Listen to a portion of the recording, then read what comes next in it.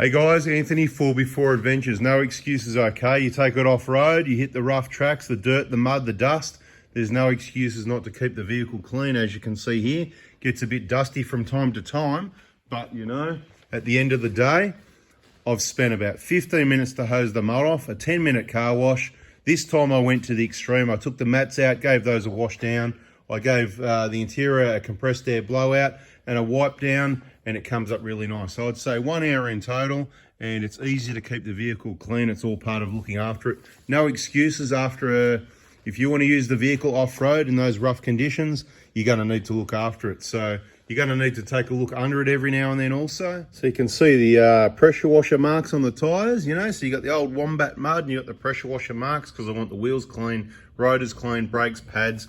It's all about a lot of water at the start, not pressure, just with the hose to get all the mud off. The washers later. I don't mind putting the pressure washer around here, but there's places you've got to be careful of. So just get all that built up mud. Doesn't matter if it's a bit dirty like that. As long as it looks reasonable like that, that looks pretty clean, doesn't it? Looks good. You know, it was some of the bog holes, they weren't deep, but they were getting to the point where if the fan touches it for a little bit and splashes it up here and makes a bit of mess, I'm not really happy about that. It's making a mess of things up here. Headlights are still looking good after that headlight restoration kit. It's going to be many months or years before that goes looking bad, from what I can see so far. So it's just not that hard to keep it clean, is it? You know what I mean? I mean, look, the door trim's even clean. The old SR5 work ute.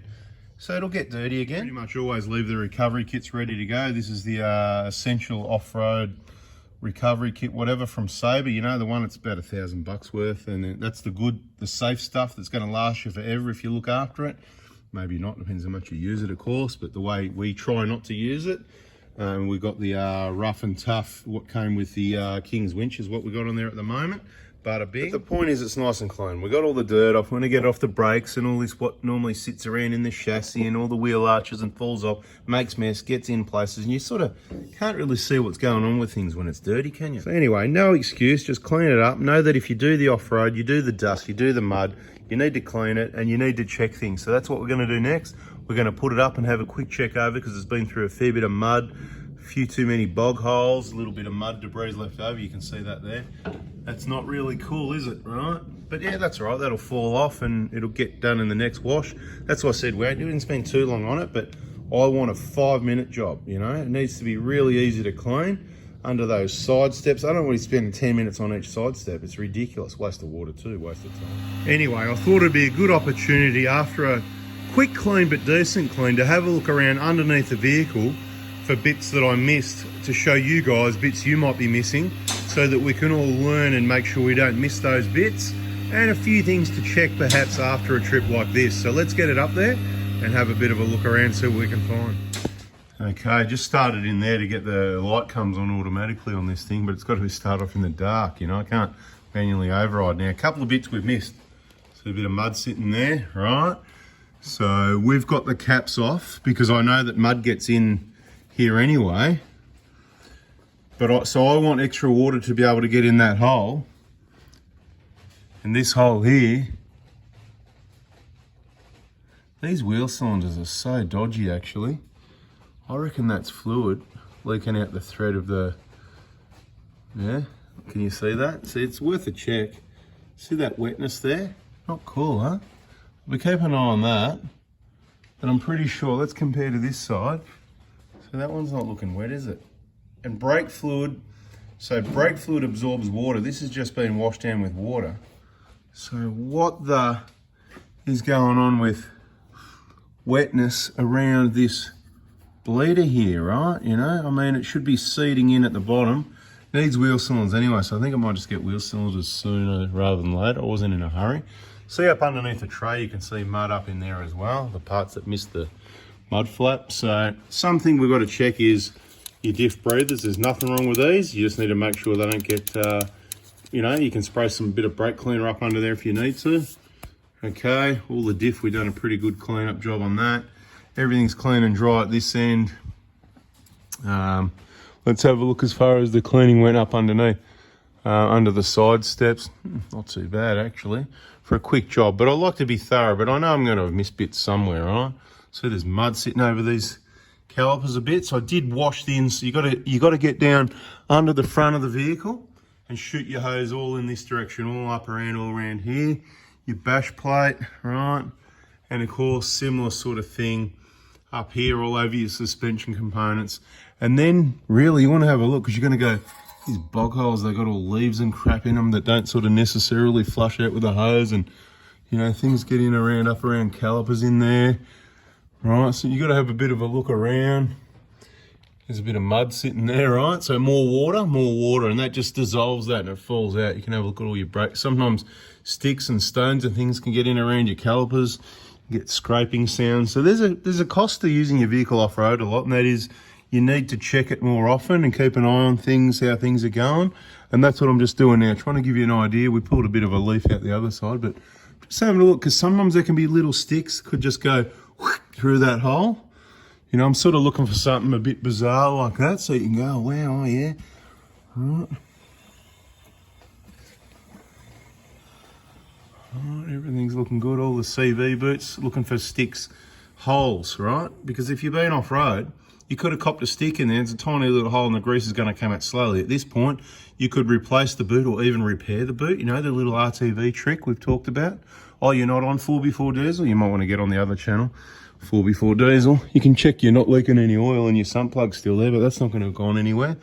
Let's spin this one, eh?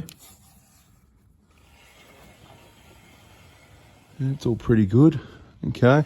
So look, there's not a lot to see here. Don't hit this area with your pressure washer. If you hit, see people getting mud and everything all over these, and then you hit it with a pressure washer and it just pushes the mud straight in there, and then you've got a leak and problems. What you want to do is get a lot of water, spray it in the whole general area so it's getting a showering, so it can naturally dissolve and all this stuff can kind of fall out. You know what I mean? That's what we want. And you might need to re-grease your uni joints and slip joints and all that, because more dust, dirt and water, you need to put extra in there. You can have a bit of a check of your uni joints. That one's good. We already know this one. It's got a tiniest bit of plane. It's like not even worth talking about. I can't even feel it at the moment, but yeah, the one behind the center bearing on the Hilux has got a little bit, I think, but it's bugger all. Look, nothing really to see here, and I'm just trying to find some more. Where did I miss some? But it looks like I've been pretty thorough. So we've got that bit of dirt there on the back axle. So plenty of water over the back axle. Give that a spin. Okay. Looking up here, like I said, it wasn't Mud City. I'm not going out crazy Mud City, but it's a bit too much mud for me on some of these trips lately. I mean, it's been really wet, but it's January now. It should be just dust. I mean, you go through the odd puddle, and we've got a bit of stuff to wash out here, but I mean, you look, right? You can still see the dirt up in there. You know, that's why you got to use your hose, not your pressure washer. You've got to get that trigger sprayer in there, and you've got to aim it back that way towards so it gets up under the edge of that flare there, because that's all just full of mud usually, right? So what's going on up there, that join there, because, you know, I did, like I said, only spent 15, maybe 20 minutes on the mud side of things. Maybe it was a bit longer, something like that. Turbo's dry, that's good. Right, just having a look around. We didn't get all this full of mud and everything up there. You can see the K-on diff drop thing in case you're unaware of that. Check for bolts missing out of your transition pan, looks good. Anyway, that's the video, guys. Just wanted to show you what to look for and some of the cleaning things to think about, right? Showing you where any dirt's left behind. Obviously, you need to stick it in. It'll be probably have a bit of crap in here, I reckon, because until you take your bash plate, we always get showered in the workshop. Until you take the bash plate off, we get a mud shower or whatever, so you can see all that stuff in there. Right, so when it comes off, rest assured, there is going to be mess. So if you want to bring your vehicle into the Prado Hospital and you want to save a few bucks, or you don't want to bring a slab, or you want to bring a slab anyway, that slab of Heineken or Coronas, whatever it is, just take your bash plates off for us first if they need to come off for that service. So then if we take it off, we don't get a shower of mud and all that, because then we're going to go clean it. So just check all these CV boots, this side as well.